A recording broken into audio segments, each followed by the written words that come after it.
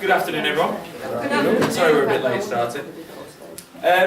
So, we have done in the last probably over the last month, we've done a few different versions of doubles. Takeout doubles being the classic one.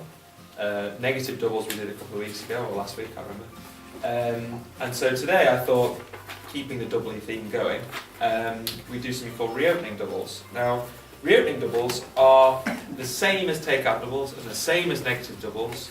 They have a different name because they're by a different player. What that means is they're by a different competitor, not necessarily the overcaller or the responder, but the clue in the name, reopening double, the doubles are by the opener. So they've opened the bidding and they subsequently get a chance to double one of the opponent's overcalls. They are just like takeout doubles in the sense that they want to compete, but they don't necessarily know what they should be bidding next. So just like a takeout double of one banana double, just says I want to bid something, but I don't know what I should bid. Will you please bid your favourite suit? So it's the same theory, but you happen to have had the chance of being able to open the bidding beforehand. So it's exactly the same thing. So in theory, we're not learning anything new today, but it will feel new because it's a different kind of the same creature, if you like. So if you just take this hand for an example, we open one spade on that hand, hoping for our partner to respond so we can show our 5-4 or whatever. We open one spade, the opponents, irritating as they are, overcall 2 hearts. Our partner passes because they don't have a bid suitable at the 2 level. That means that they could have all sorts of hands. They could have a hand that didn't want to bid at the 1 level. They could have a hand that was going to bid 1 no trump, but now can't. They could have a hand that was going to bid 2 clubs or 2 diamonds, but now can't. They could have a hand with loads of hearts that was going to bid hearts, and now doesn't want to bid hearts. So there's lots of different hands they could have for that pass. So that pass doesn't necessarily mean they've got zip.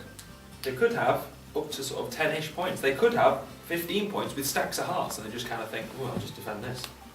So that pass doesn't necessarily mean they've got nothing at all. And quite often they have a little bit of something. So it goes 1 spade 2 heart pass. West passes because they haven't got a big fit for hearts, we assume. They haven't got much going on. So now it comes back round to us. Now, normally our 2-bid plan on this hand would be open 1 spade and rebid diamonds, showing our 5 and 4. Now you could just do that and just bid 3 diamonds. Okay? So if you bid 3 diamonds, which by the way is quite a big bid on your own, a new suit at the 3 level is a pretty good hand. You are showing 5 and 4, so that works when your partner has either spades with us, 3 or more, or diamonds.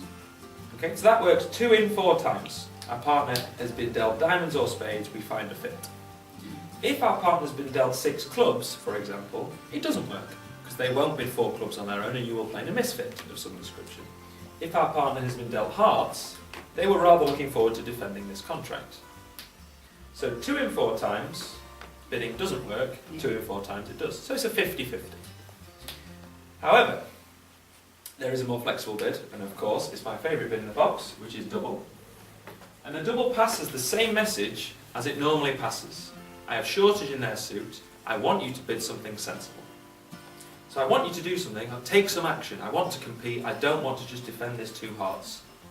Just because I don't want to defend. This isn't a defensive hand with regards to hearts.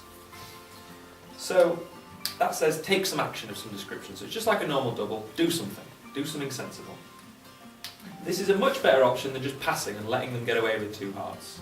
Because they're probably, most of the time, going to make this 2 hearts or go 1 off and you'll score 50. Whereas I strongly expect that we can make something in one of our suits, depending on what suit our partner's been dealt. So, giving the bidding work 2 in 4 times, double works 4 in 4 times. If they have spades or diamonds, they're now going to bid them, so that they work for spades and diamonds. If they have hearts, what are they going to do if they've got a stack of hearts? They're going to pass the double and punish East for bidding their suit. Take them off doubled, so that works. And if they've got, let's say, 6 clubs to the Queen and nothing else, they're going to bid clubs. So you find your club fit. Okay, we don't really want them to bid clubs, but if they do bid clubs, it's very likely they've got 5 or more, because why else aren't they bidding another suit?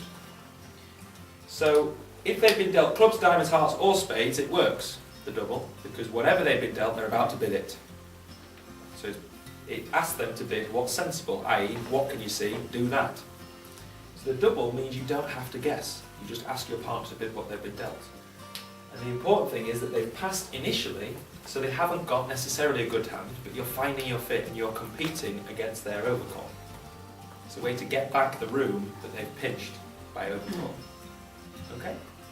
So it's exactly the same as a takeout double. I'm short in their suit, I'm tolerant of any bid you want to make, and I want to compete further. So I want the bidding to keep going.